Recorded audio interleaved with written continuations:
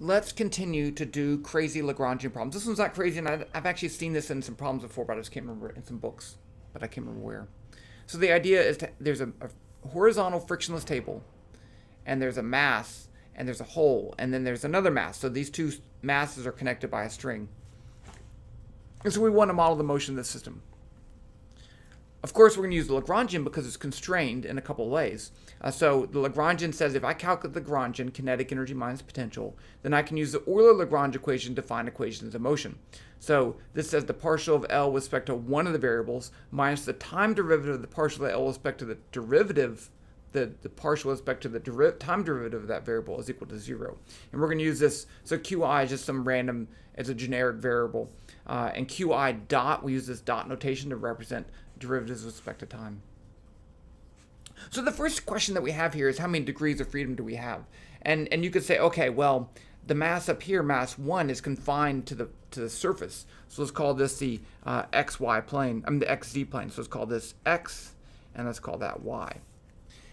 So this has an xz coordinate, so that's just 2 values. And this can just move in the y direction, so that's 1 value. So that's 3 coordinates. But there's a string, right? So the length here plus the length there has to be constant. This moves down, that has to move towards the circle. And so since we have this circular motion around here, it makes sense to kind of use a type of polar coordinate. So let's call this the angle theta, and that's the x direction. Actually, z would be this way, but just I'm sorry. That's my own fault. And then this is r, and then let's call this y2. Which is negative. And that's the mass there. Now, I want to get the kinetic energy, and you could do this by inspection. You could say, oh, it's polar coordinates. We've done polar coordinate kinetic energies a billion times, but I'm going to start from scratch because I like to do that. So I can always define the kinetic energy mass 1. T1 is 1/2 m1 times its velocity in Cartesian coordinates. So this is going to be x1 dot squared plus z1 dot squared. And now if I just get x1 and z1 in terms of r and theta, I should be good to go. And then we can do a constraint to find the kinetic energy for y2. Actually, let's do that. Let's say this has a length. I'm going to call the total length of the string k. And so that's going to be this distance, r, plus this distance, but that's going to be a negative value. So it's going to be negative y2. So with that, I can say y2 is going to be equal to r minus k. And that's going to be important for the kinetic energy for that one too. But let's do this first. So this is just polar coordinates, so I can say x1 is r cosine theta, and then z1 is r sine theta. Now I can take the derivatives, square them, and add them together. So let's take the derivative. x1 dot is going to be equal to, now there's 2 time dependent variables here. I have r and theta, so I'm going to have to use the product rule. So this is going to be r dot times cosine theta. Now I need to take the derivative of cosine theta, which is going to be minus r theta dot sine theta. So I took the derivative of cosine theta and I get negative sine theta. Then I have to take the derivative of theta is theta dot. And then that r was left over from before. And then z1 dot is going to be equal to r dot sine theta plus r theta dot cosine theta, because the derivative of cosine theta is plus. Okay, now let's square both of these. So I'm going to say x1 dot squared. I have to square this. I'm going to get that term squared, r dot squared, cosine squared theta. I'm going to get 2 of these terms, right? So I'm going to get minus 2 r dot theta dot cosine theta sine theta. And then I'm going to get that squared. So I get a plus r squared theta dot squared sine squared theta. And then for z1 dot squared, I'm going to square this, get that squared, r dot squared sine squared theta plus 2 r dot cosine r dot cosine theta sine theta plus r squared theta dot squared cosine squared theta. Now when I add these together, something magic happens, right? Because first, these two things cancel. Here, I can factor out an r dot squared, so I get x1 dot squared plus z1 dot squared is r dot squared times cosine squared plus sine squared, which is 1. And then over here, the same thing. I can factor out an r squared theta dot squared. So I get plus r squared theta dot squared times cosine squared plus sine squared is 1. So that's that. So now we can write our kinetic energy. Oh, I should go up here. Y2 dot is going to be equal to r dot. Is that right? I feel like that's backwards. No, that's right. Okay. Because K is constant. And then I can write the kinetic energy. I can also write the potential energy. So let's just do this. The potential energy, I'll write it over here. U is just M2 G Y2. If I call this Y equals 0, then M1 has no potential energy. Yeah. Which is going to be equal to M2 G R minus K. Okay, so now let's go ahead and write our Lagrangian. L is 1/2. Okay, so I'll just write it out. 1/2 M2 times y dot squared, which is going to be r dot squared, plus, this is too high, 1/2 M1 times r dot squared plus r squared theta dot squared minus the potential, which is going to be minus M2G Y2, which is r minus k. Okay, let's just simplify this because I think it will be useful. I have a 1/2 M2 r dot squared, 1/2 M1 r dot squared. So I'm going to combine those two together. So I get L equals 1/2 M1 plus M2 r dot squared plus 1/2 M1 r squared theta dot squared. And then I'm going to put this as two terms, minus M2GR plus M2GK. Now I can use the Euler-Lagrange equation. So let's start with R. So I want to do partial of L with respect to R. And I'm looking through R for R terms. There's one right there. So if I take the derivative, I use the power rule, and I get M1 R theta dot squared. And then over here I have another R term, so I get minus M2 G R. Now I need to take the partial of L with respect to R dot. So where is an R dot? There's one right there. So I use the power rule, and I get M1 plus M2 R dot. That's the only one. Now when I take the time derivative of that, d dt, partial of L with respect to R dot, it's pretty easy because the only thing that depends on time is R dot. I just get M1 plus M2 R double dot. Now, this minus this is 0, so that means this is equal to this. So now I can just write that as M1 plus M2 R double dot, that's an R, is equal to M1 R theta dot squared minus M2 G R. And let's solve for R double dot. I'm going to put it over here. R double dot is going to be equal to, I'll write it as one whole big thing, M1 R theta dot squared minus M2 G R. All of that over M1 plus M2. And then we're going to put a box around that because it's important. You box things that are important. We can just double check that it has the right units. This is an actual position, so this should be an acceleration, meters per second squared. So here I have kilograms, kilograms, kilograms, kilograms. So on the bottom I have kilograms, so the kilograms all cancel. This term right here is in meters, and then this is radians per second squared, so it gets meters per second squared, so that's good. And then G, if I use G in meters per second, there's no R there. Good thing I checked. I took the derivative, and that's gone, that's gone, that's gone. Good thing I checked the units. See, that's why you check the units. I took the derivative up here, so I get minus mg. R is minus mg. So I get just g, which is, you could do meters per second squared. So good. Good check, Red. Good job.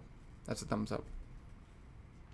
Okay, so now let's go over to the same Lagrangian, but now we can do it with respect to theta, because I have two variables. So I'm going to say the partial of L with respect to theta is equal to, I'm looking for theta terms. There are none. So this is 0. So now that means, let's do the partial of L with respect to theta dot.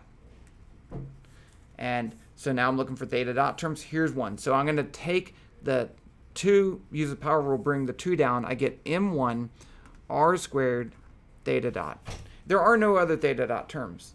So now I can say d dt, the partial of L with respect to theta dot, is going to be equal to, I have to take the derivative of this. This is actually where I made a mistake before. This is constant, okay? Because this is going to be equal to 0, because that's 0. So if this is constant, that says something, but it doesn't mean that I don't have to find theta double dot, okay? This says that m1r squared is the moment of inertia of a point mass, and theta dot is the angular velocity. This is angular momentum. This says the angular momentum is constant. So it's kind of cool, okay? But let's take the derivative anyway, because I have 2 terms in here. So I'm going to first use the product rule and take the derivative of r squared. I get m1, I get 2 m1 r theta dot. Now I have to take the derivative of theta dot, so I get plus m1 r squared theta double dot. And that's equal to 0, because this is equal to 0. So I want to solve this for theta double dot, so I get m1 r squared theta double dot is going to be equal to negative 2 m1 r theta dot, the mass cancels, divide by r squared, and I get theta double dot is equal to negative 2. Wait. I messed up. Because I didn't do, this should be an r dot in here too, right? So when I take the derivative of this, I get the 2m1r theta dot. But then I have to take the derivative of r with respect to time, and that's r dot. So there is an r dot term right there. So now let's just rewrite that. So I'm going to write this as 2m1 r dot theta dot plus m1 r squared theta double dot equals 0. That's 2 mistakes I've made. Okay, that's fine. You can make mistakes. Making mistakes is part of making progress. Okay, so now if I solve this for theta double dot, I get theta double dot, the masses cancel, negative 2 r dot theta dot divided by r squared, which is going to be negative 2 r dot theta dot over r. And let's check the units, okay? So this is going to be meters per second, radians per second, and then I divide by meters, so I get 1 over seconds, which is radians per second squared. That is the right units for theta double dot, equals theta double dot. Okay, so now how do we model? We have 2 equations, right? I have my r double dot, which I'm going to rewrite over here. R double dot is m1 r theta double dot, theta dot squared, minus m2g over m1 plus m2. So how do I model this system, though?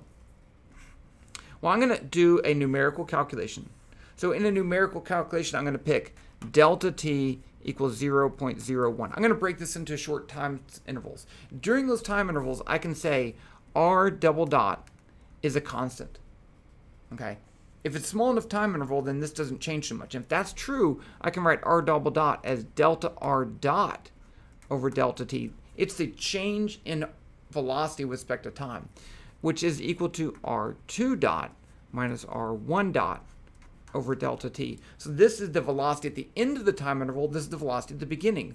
So I can solve that for r2 dot r1 dot plus r double dot delta t. I can do the same thing. I can assume r dot is constant, which is delta r over delta t, and I get r2 minus r, that's actually 2, r1 over delta t. So r2 equals r1 plus r2 dot delta t. And you'd think that wouldn't work, but it actually does work. And then I can do the same thing for theta. I can say theta 2 dot is theta 1 dot plus theta double dot delta t, and theta 2 equals theta 1 plus theta 2 dot delta t. So here's the plan. Break it into small time steps. I need to know the initial conditions. I need to know the initial r dot. I need to know the initial theta dot. calculate r double dot, calculate theta double dot, then update r dot, update theta dot, update r, update theta, and do it all over again. So let's do that. And I'm going to make a 3D model for this. Now, I do need numbers. I need a numerical value for r. I need a numerical value for theta. I need a numerical value for everything. Everything has to be a number, right? So we're going to pick numerical values for this, and we're going to model it in 3D in Python. It's going to be great. I'm going to give you the code, and everyone's going to be happy. Okay, I've actually already started, just because I didn't want to waste time. So let me show you what I have. Okay, so this is Web v Python. We can make these three-dimensional objects. Let me run it first. And then it's not modeled yet. I just made the objects. So you see here I have a table, I have a hole, I have two masses, and I have a string. And so that's my system that I've already made. Here's how you do that. So the table is just a box. It's just a box in the XZ plane. It's got a tiny little thickness. The hole is actually not a hole. It's just a cylinder. It's a black cylinder. It looks like a hole. There are ways to make a hole. I just didn't want to do that. Here I have mass 1 and mass 2. I just picked some values. Actually, I don't want to make that one a little bit. That's fine. No, let's put this at 3.3. I have G. I have the R, the initial value of the length of the string on the table. I have K is the total length of the string. Theta is the initial angle. R dot's my initial velocity towards or away from the hole. Theta dot's my initial angular velocity. Now here I calculate x1 and z1, right? Those are the same equations I used. And then I have M1 is that sphere on the table. It has position x1, z1. It's yellow. And then I calculate y2. And then M2 has the value of vector position 0, y2, 0. And that's all. And then these strings are cylinders. And so as the two things move, I do need to move the lengths and the directions of the cylinder. So I do that. And we're going to have to change that. Okay, so I have all my initial conditions, r dot, theta dot, r, and theta. Yep. So I think I'm ready to go. Okay, so let's just run this for 4 seconds. And I have dt. I do not have dt. T equals 0, dt equals 0.01. And we can make that time interval smaller if we want to. So if I want to make this run in real time, I need to say rate 100. This tells Python don't do more than 100 calculations per second. So the first thing I'm going to do is to calculate r double dot. RDD dot, that's what I'm going to call it. I'm just going to type in my equation. See, I got the equation right here. We just derived that. So it's going to be M1, capital M1 is my mass, lowercase m1 is my object. I don't know, maybe a bad choice, but M1 times R times theta dot squared minus M2 times G, all of that divided by M1 plus M2. Now, I'm going to calculate theta double dot. Theta dd dot. The dd for me stands for double dot. If you want to spell out double dot and go boom, that's fine. You do that. Again, I'm just looking at my equation here. -2 times r dot times theta dot divided by r. And you'll notice, when this first goes through the loop, I have theta dot. I have r dot. I have all that. I have r. And so they all come from up here, my initial conditions, and then I'm going to change them and recalculate it. Now I can update r dot and theta dot. So r dot equals r dot plus r double dot times dt. Theta dot equals theta dot plus theta double dot times dt. Now update r. R equals r plus r dot times dt. Theta equals theta plus theta dot times dt. Okay, now I'm going to need to move everything. I need to move my masses. But in order to do that, I want to recalculate x, y, and z, right? So I'm going to calculate this, recalculate that, put it right here. And then I'm going to recalculate y. I could retype that, but I didn't because I don't want to. Okay. Now I can move mass 1. Mass 1.pos is just going to be the vector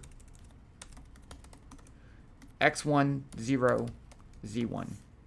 Mass 2 position is just going to be the vector 0, y2, 0. Now I need to move the strings. So the string has two important properties.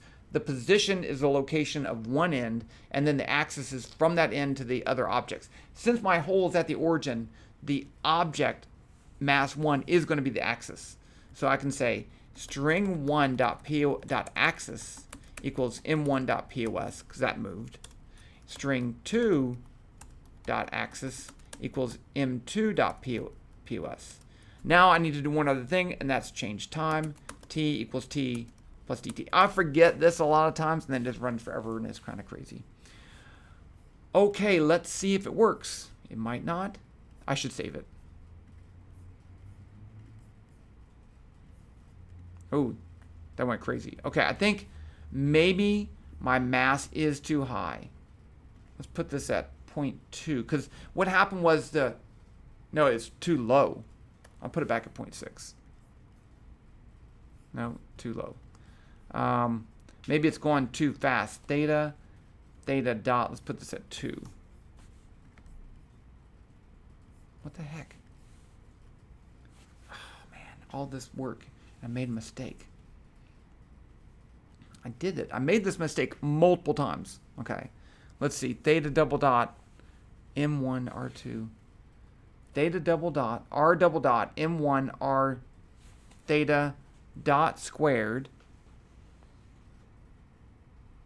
minus M2G over, okay, negative 2 R dot theta dot over R dot. Okay, let's do this.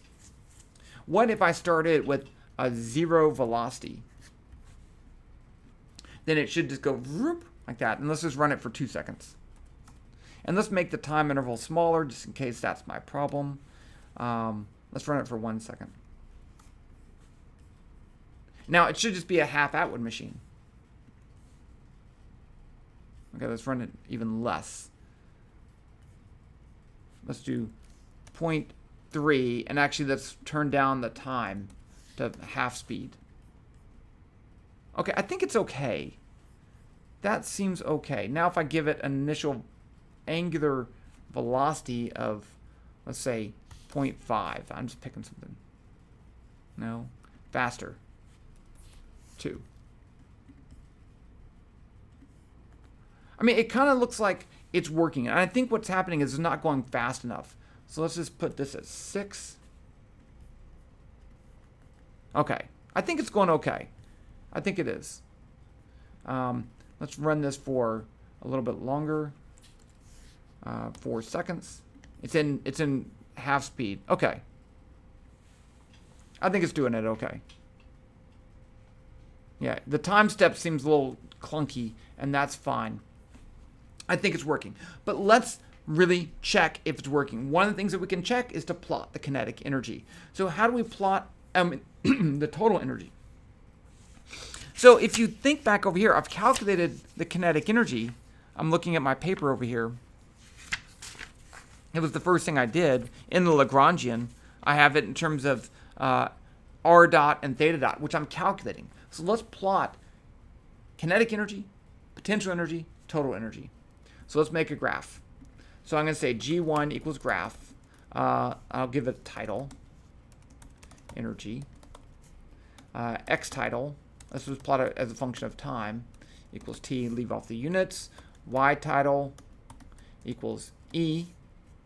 And then width is 500, height is 250. And now I'm going to plot 3 things. I'm going to plot the kinetic energy. I'll call it Ft equals G curve. Color equals color dot blue. I'll give it a label. Label equals T. Fu equals G curve. Color equals color dot red. Label equals U. And then Fe equals G curve. Color equals color dot blue. Label equals E total. So then down here, I just need to calculate those things. So let's do that right before the time, right here.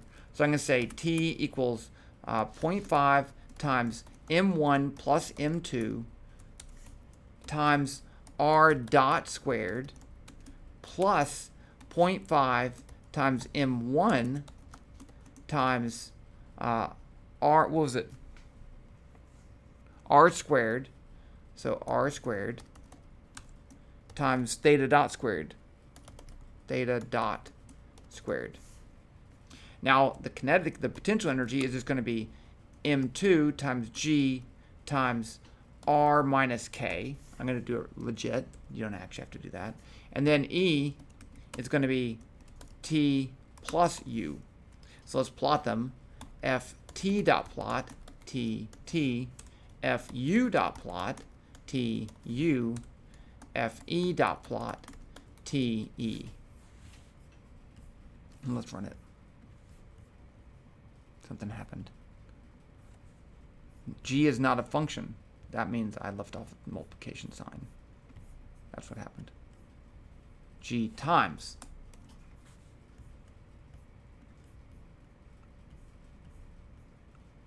Oh, I made it blue. Why did I make it blue? I want to make that green. And you'll notice it is working. It's just that I think what's happening is I'm getting too close to the center here, and it's giving a rounding error. So we can fix that. So let's fix that the simplest way. First of all, up here, I need to turn that to green. I don't know why I put that as that. The easiest way to fix that is just to make a smaller time step. And let's put this at 10,000. Is that right? Yeah. Let's see if that fixes it. Yeah. So that does indeed work. I think my initial conditions are a little wonky.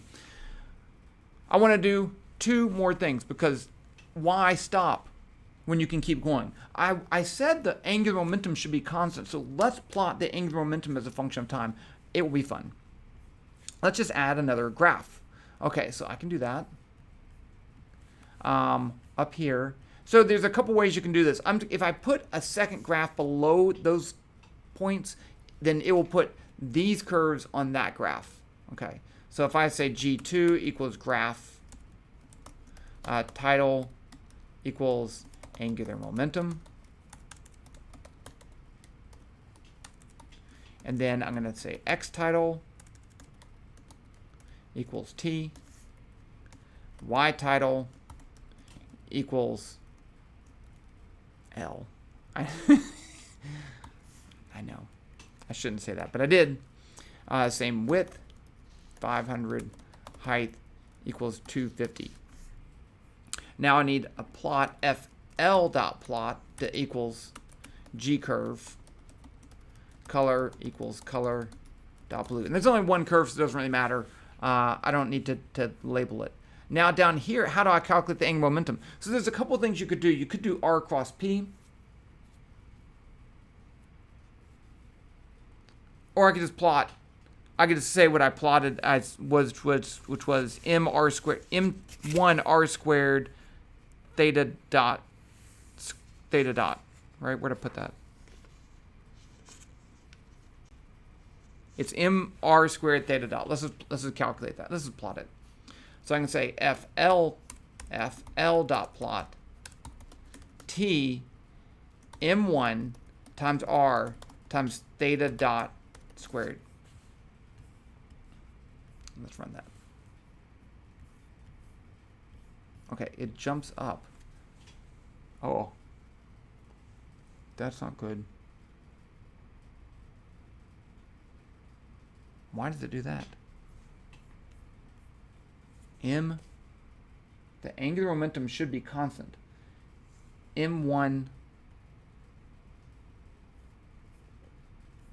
but the energy is constant, so that's good.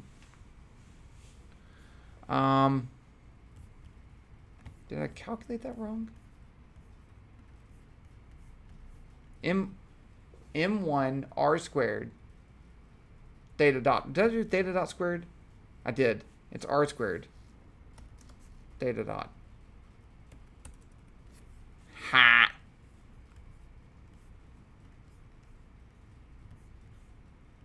Okay, that doesn't look constant. That's constant, right? Because look, this is 24 times 10 to the negative third down to 27.3 times 10 to the negative third. It's again just a rounding error. It's not a big deal. It's fairly constant. Now I'm going to do one more thing. what if I want to make it move in a stable circular orbit, and then I'll stop? Okay, so let's go back over here to the paper. So here's my paper. If I want this to move in a stable orbit, then if I look at that from the top, it's going to look like this.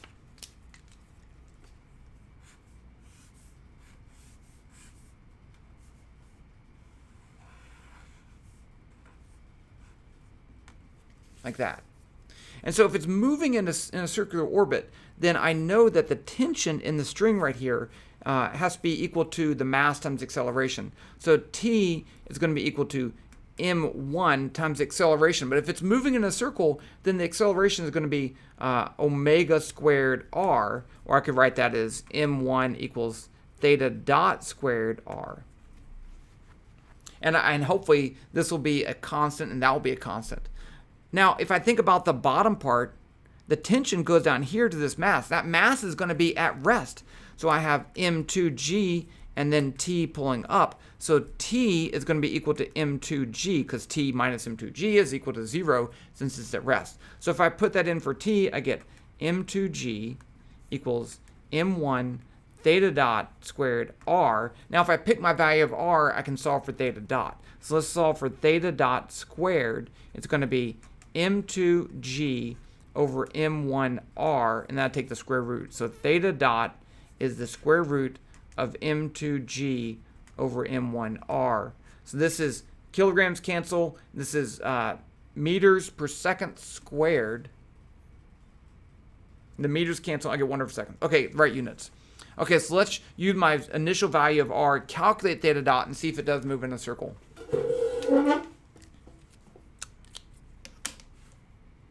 Back to the computer. Okay, so up here. So I have my theta dot down here. I'm going to undo that. And instead, I'm going to say theta dot is square root of, what did I say? m2 times g divided by m1 times r. And let's see what happens.